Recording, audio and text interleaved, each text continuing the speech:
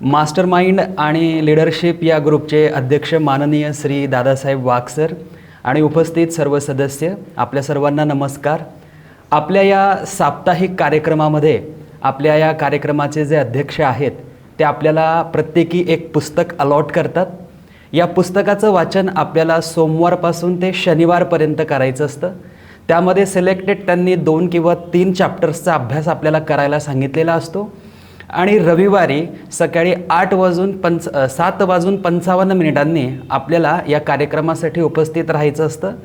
आणि जे काही वाचन आपण केलेलं आहे, ज्या पुस्तकाचं अलॉटमेंट आपल्याला करण्यात आलं होतं, जे चॅप्टर्स आपल्याला स्टडी करण्यासाठी दिले होते, त्या चॅप्टर्सचं जे काही वाचन आपण केलेलं आहे आणि लेखकांचं जे काही म्हणणं आहे ते आपण या कार्यक्रमामध्ये आपल्या शब्दांमध्ये सांगण्याचा प्रयत्न करत असतो.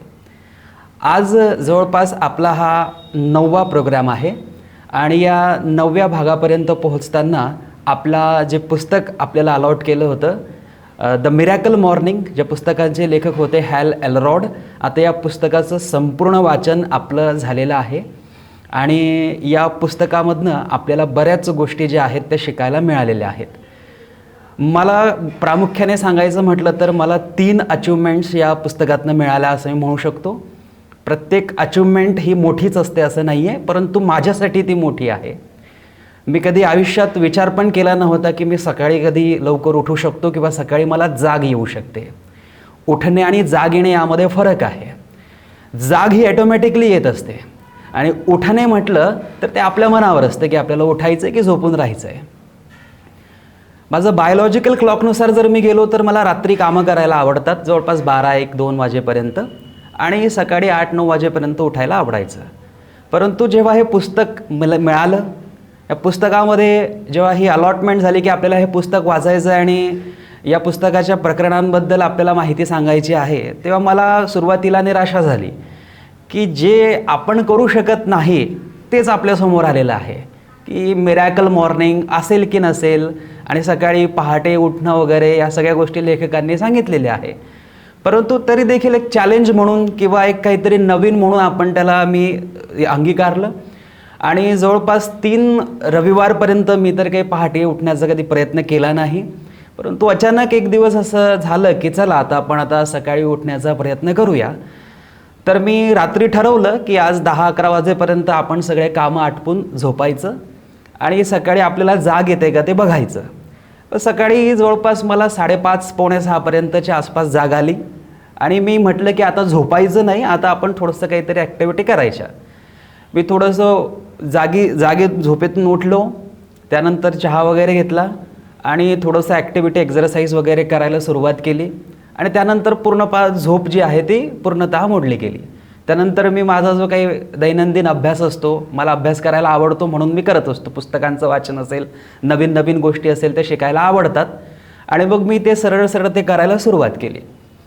त्या दिवशी खऱ्या अर्थाने म्हणजे मी सांगू शकतो की तो दिवस माझ्यासाठी सगळ्यात मोठा दिवस होता. सगळ्यात मोठा दिवस म्हणजे कालावधीच्या दृष्टिकोनातनं सगळ्यात मोठा दिवस होता की मला असं जाणवलं की आपण जर सकाळी लवकर जागी झालो आणि उठलो तर आपल्याला जो दिवसभरातील जो वेळ आहे तो खूप जास्त मिळतो. त्यानंतर मी असं ठरवलं होतं की सकाळी जर आपल्याला लवकर उठायचं आहे तर दुपारी आपल्याला झोपावं लागणार नाही, जरी झोप आली तरी. आणि इनकेस जरी झोप आली तरी चेअरवर बसून थोडंसं 1, 2, 3 मिनटं, 5 मिनटं, 10 मिनटं जे असतील ते झोपायचं. त्यामुळे मी ठरवलं होतं की जर दुपारी झोप लागली तर पूर्ण पडून आपल्याला बेडवर झोपायचं नाही आहे आणि मी ते ठरवलं. यामुळे दुसरा अनुभव मला असा आला की जवळपास 10:30-11 वाजेपर्यंत मला झोप लागायला सुरुवात झाली.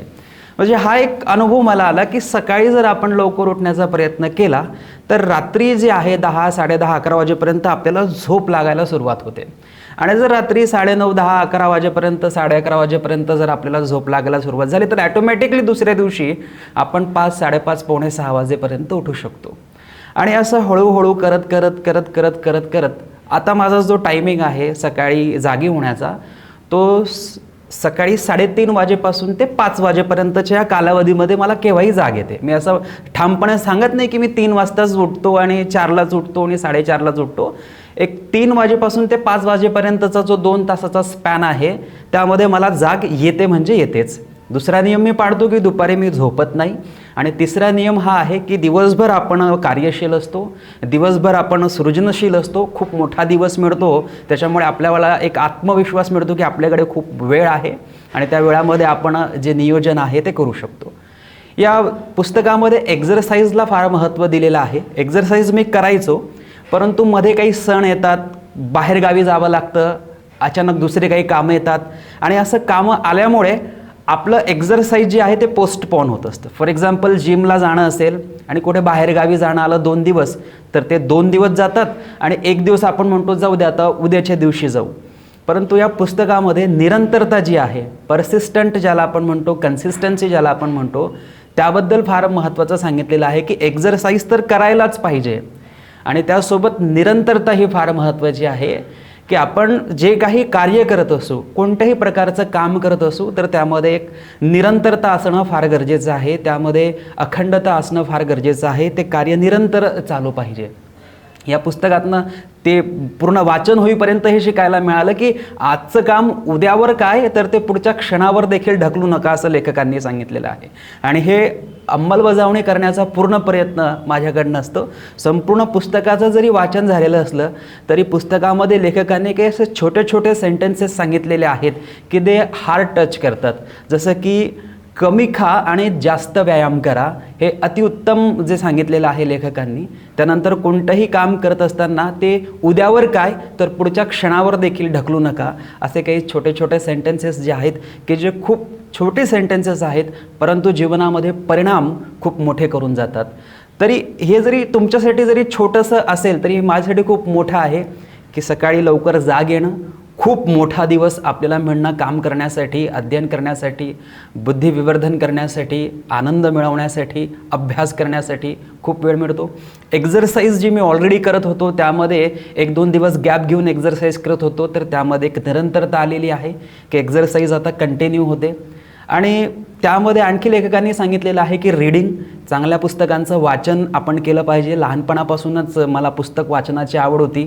माझी आई लहानपणी म्हणजे मी लहान असताना माझी आई कादंबरी रीड करायची आणि माझे बाबा जे आहेत ते चांगले चांगले पुस्तकं रीड करायचेत. त्यामध्ये मोटिवेशनल बुक्स असायचे.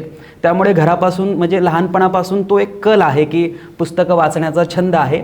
आणि जसं जसं आयुष्यात पुढे येत गेलो तसं तसं अनेक असे मंडळी भेटत गेली की जे चांगल्या चांगल्या पुस्तकांचं वाचन करत होती. तर हा रीडिंगचा मुद्दाही माझ्यासाठी खूप महत्त्वाचा आहे की आता मागच्या 10-12 वर्षाच्या काळामध्ये जे रीडिंग मी सोडून दिलं होतं त्यामध्ये न्यूजपेपर रीडिंग असेल, मॅगझिन रीडिंग असेल आणि त्यामध्ये काही चांगली पुस्तकांचं जसं लायब्ररीमध्ये जाऊन पुस्तक घेऊन यायचं आणि ते वाचायचं किंवा एखाद्या दुकानावर चांगलं पुस्तक असेल मोटिवेशनल तर ते विकत घ्यायचं. तर हे जवळपास 10-12 वर्षापर्यंत पूर्णतः बंद झालं होतं. आता न्यूजपेपर रीडिंगही मी सुरू केलेली आहे जवळपास मागच्या 1.5 ते 2 महिन्यापासून. त्यानंतर एक मॅगझिन जे आहे ते मी आता मोबाईलवरच रीड करत असतो. टेलिग्राममध्ये भरपूर चॅनल्स असतात की जे खूप चांगल्या चांगल्या प्रकारचे मॅगझिन्स वेगवेगळ्या चॅनल्सवर प्रोव्हाइड करतात. तर तिथून 1-2 मॅगझिन मी रीड करत असतो महिन्यामध्ये, ज्यामध्ये इंडिया टुडेचं असेल किंवा आउटलुक वगैरे असेल किंवा इंदोर पत्रिका असेल, त्या मॅगझिनचं वाचन मी करत असतो. आणि मोटिवेशनल बुक तर आपल्याला आता म्हणजे आपल्या अध्यक्षांनी दिलेलं आहे ते तर आहेच, परंतु त्या जोडीला घरातही अनेक पुस्तकं आहेत की जे खूप दिवसांपूर्वी विकत घेतली होती, तर तीसुद्धा मी वाचनाला घेतलेली आहे. तर एकंदरीत सांगू शकतो की ज्या गोष्टी कुठेतरी मागे पडल्या होत्या किंवा भविष्यात ज्या गोष्टी कधी घडल्या पण नसत्या, त्या गोष्टी आपल्या अध्यक्षांमुळे, या कार्यक्रमामुळे आणि आपल्या पुस्तकामुळे, लेखकांमुळे या झालेल्या आहेत. म्हणजे एक परिवर्तन ज्याला आपण म्हणू शकतो, ते परिवर्तन तरी मला पाहायला मिळालेलं आहे. आणि मी असं म्हणू शकत नाही की मी यामध्ये यशस्वी झालो, परंतु मी हे नक्की म्हणू शकतो की मी यामध्ये आनंदी झालो. यशस्वी होणं वेगळी गोष्ट आहे, आनंदी होणं वेगळी गोष्ट आहे.